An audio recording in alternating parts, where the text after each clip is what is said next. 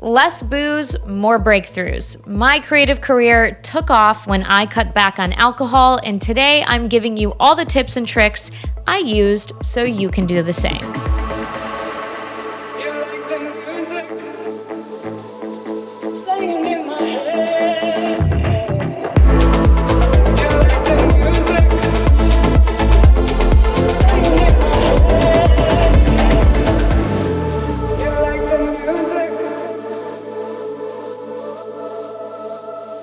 Welcome to Elevated Frequencies, the show that gives you access to the next level of house and techno so you can explore an elevated lifestyle.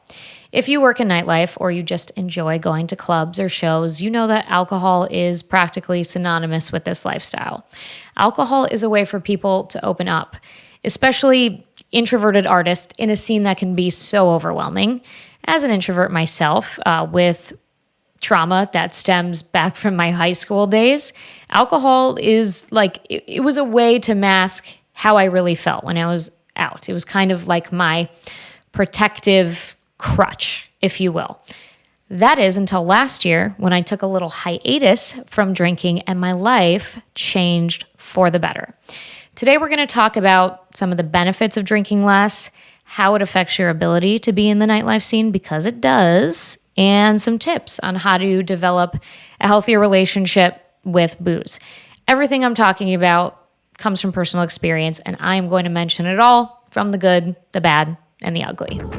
So in January of 2022, TikTok began feeding me a lot of low alcohol content, like beyond dry January, like full-blown sobriety, low alcohol for life type of thing. And I remember seeing these videos and I was like, couldn't be me, right? Could not be me. I was not abusing alcohol at that point like I was during the pandemic. Like I wasn't pounding White Claws for no reason anymore, but I still loved my mocktails and, my wine and cheese nights with my husband. And so I was like, I can't do this. And then in May of 2022, it was time for my rhinoplasty. And so in April, 4 weeks before the surgery, my surgeon said to me, starting today and until 4 weeks after your surgery, you cannot have alcohol, among other things. And I was like, oh, okay, all right then. And if you've had a rhinoplasty and you're listening to this and you're like, that sounds fake, like I didn't have to do that. Maybe you didn't. My surgeon is very conservative with his recovery approach, and I'm very glad that he is, because it was like this canon event for me to go low alcohol. So, at first it was kind of hard. But within 2 weeks of like doing this, I was like waking up and I was like, damn, like I feel really good right now. And then 3 weeks in, I was waking up and I was like, wow, my skin looks really clear and I haven't done anything different. I guess this probably has to do with like not drinking. And then I got my nose job and all hell broke loose. I'm going to throw up a picture. So if you're watching, you can see it here. If you're listening, I highly encourage you to come find this on YouTube, because this is one of the most embarrassing pictures of me ever. My skin was a nightmare. I had bruises. I had a rash from like the cast. It was a lot, but it cleared up. All is well now. And I decided to extend that 4-week post-rhino period of no drinking even longer. I think like it was like 6 or 7 weeks. And I remember the first time I had a drink, it was a glass of wine with my husband, and it put me on my ass. And I'm like, oh great, this is my life now. But I'm continuing to see these low alcohol and like mocktail companies pop up on TikTok, and I find one called Bonbuz, and I'm like, ooh, this looks fun. And Bonbuz is this awesome company. They formulate their different mocktail, like they have a couple different flavors in their line, and they formulate them with nootropics and green tea caffeine. And so I reached out and I was like, hey, here's my story, and I would love to work together. Are you interested? And the founder, Faye, who's an angel and now a friend of mine, is like, yes, absolutely, let's do it. So I started making videos for them. And I'm like, this is awesome. Like I can actually enjoy being in a social setting and have my own little drink and not have to worry about a hangover. So that's how it all started. That surgery was the catalyst for me living a low alcohol life. And I want to clarify, because low alcohol means something different for everybody. I used to probably have like 4 to 6 drinks a weekend, or like 20 drinks a month, okay? Now I'm having 2 to 4 a month. And for me, that's low alcohol. Sometimes I go 30 to 45 days with nothing. I'll just do like little dry runs or cleanses. But 2 to 4 drinks a month. And like, it's funny because I'll post on TikTok and I'll say that, and people are be like, that's not low alcohol. Okay, Susan, what works for you is different than what works for me. 2 to 4 drinks a month max. That's what low alcohol means to me.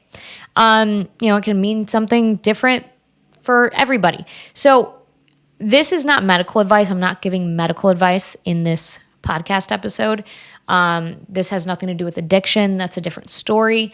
This is simply advice for people who want to change their relationship with alcohol, but still be connected or work in the nightlife industry. So I'm not going to sugarcoat this.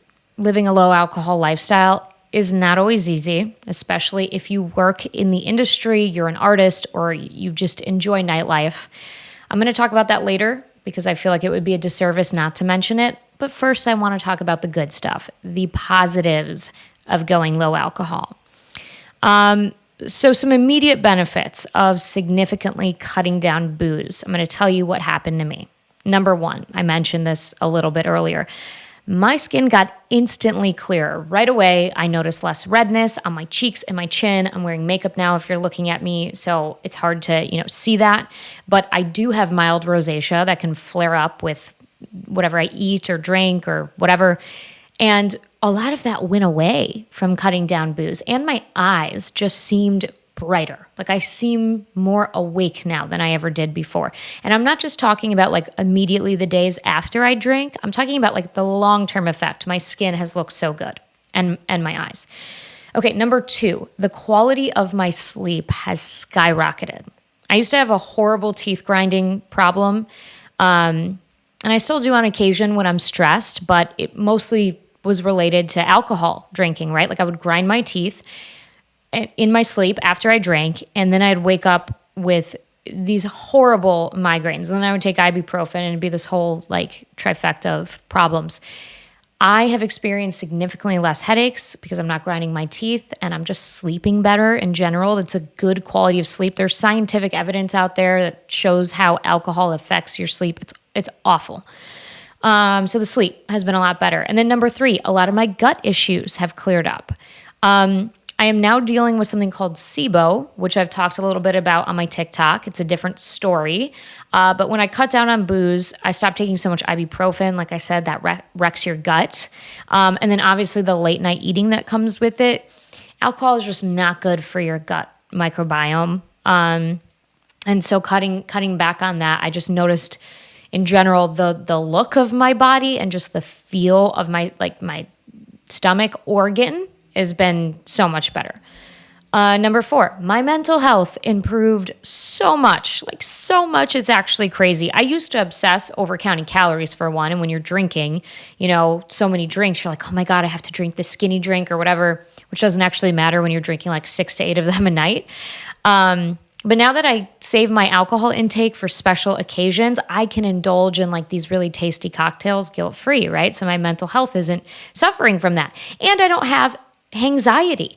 Anxiety is so real and the effects last not just the day after you drink, but like multiple days after. You might not realize it. You might not realize that you're more irritable than you would be, but you are.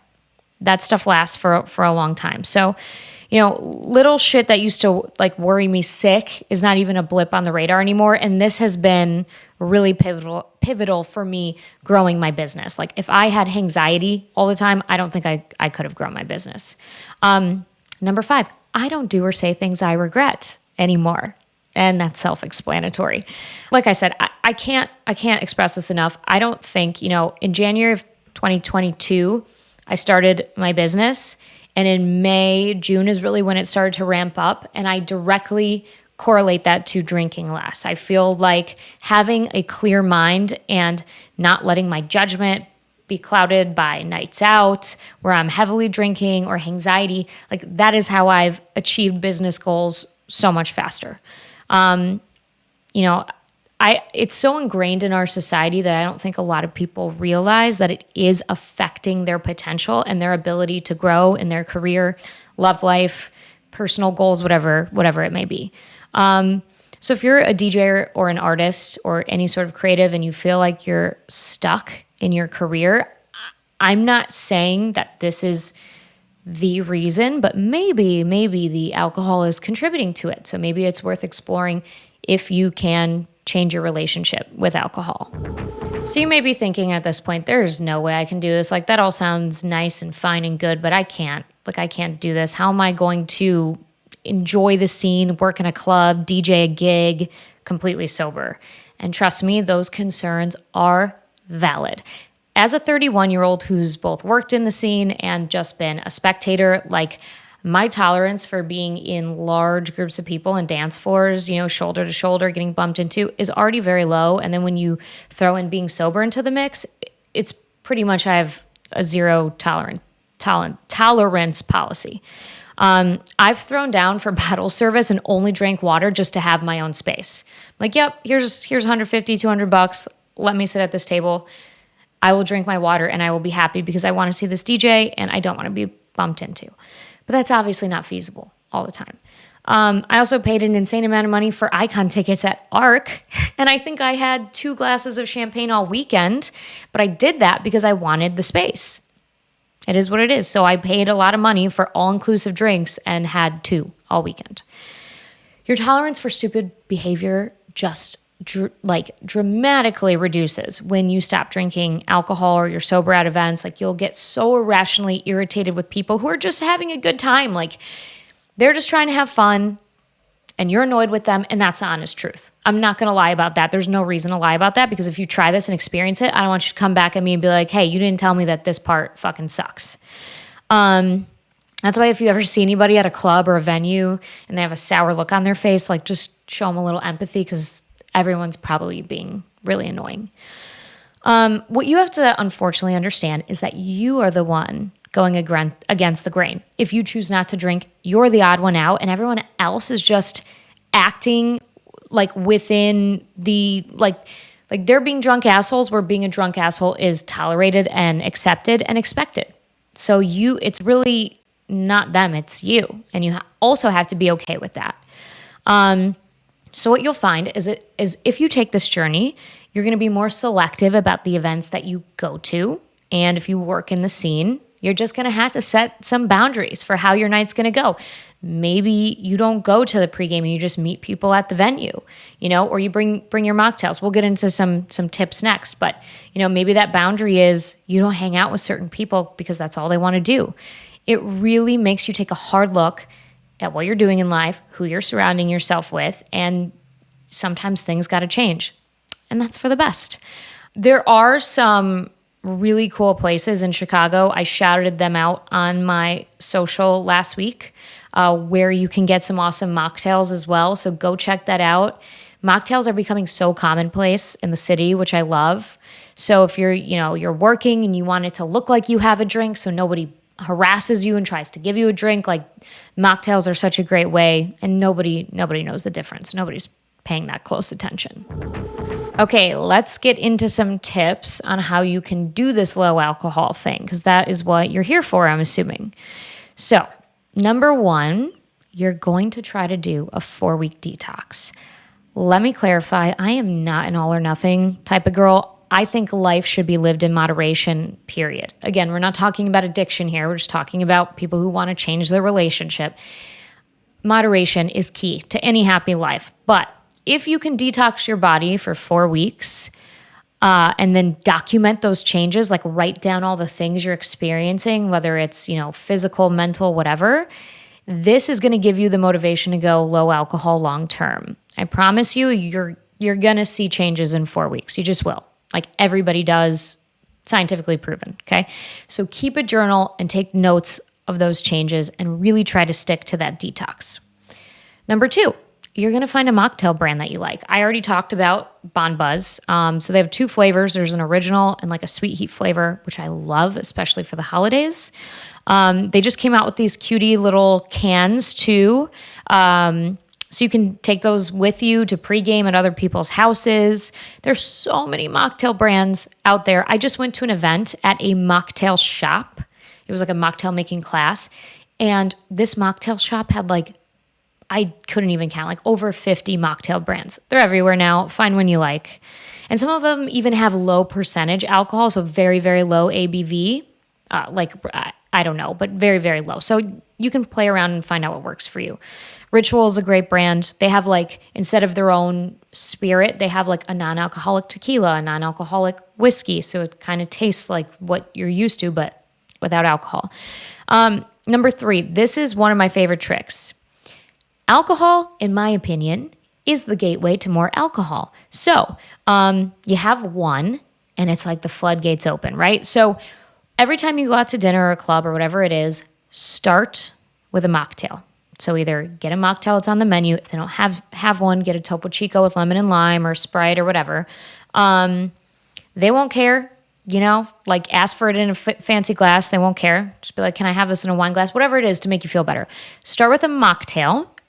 And if you want to drink after that, go for it. Maybe you will, maybe you won't. But at least you've eaten up some of that time. And you're starting off with a little bit of mindfulness. Number 4, if you're going to a house party, same concept applies. Either start with a mocktail, or if you don't want a mocktail, you want to drink that day, wait an hour. Be at the party for an hour before you open a drink. Because when you automatically reach for something because it's like what everyone else is doing, it's easy to get distracted and just kind of continue the night drinking, like always having something in your hand, especially when you're at a house party. That's kind of what everyone's doing. So you practice a little bit of mindfulness in the beginning. And even just from a logistical standpoint, like you're going to have less drinks because you're waiting an hour. So mindfulness and a little bit of discipline. And then number 5, find a sober or low alcohol community. Like I said, I just went to a mocktail making class from a brand called Absence of Proof. And do these classes all over the country. Super fun. So yeah, having an accountability partner makes things so much easier. Sobriety in the scene is becoming very commonplace. A lot of artists are sober and are open about it. So I guarantee you can find somebody that you already know who's also trying to drink less. And if you're not, like I said, maybe it's time to change your circle, and maybe it's time to find some new people to hang out with. So it's really important I mention I still have drinks from time to time. I've said that multiple times in this podcast. I just really make sure that it's worth the investment. The time investment, the time I could potentially be stealing from myself the next day if I have, a drink or two. The calorie investment, the mental investment, all of those things I take into consideration before I have a drink. It's all about approaching alcohol with just a little bit of mindfulness, because drinking can be such a mindless activity, especially when you're out and about or, you're trying to get through a long night when you work in the scene. Mindfulness is the answer. Mindfulness and moderation. So if you're looking for more tips or you just want to connect, I post about low alcohol on TikTok all the time, from mocktail videos to observations to more tips. I am at TikTok at Olivia Mancuso with 2 underscores. You can find me on Instagram at the same handle. I will be back next week with another interview. So I'm looking forward to that, and I will see you guys next week.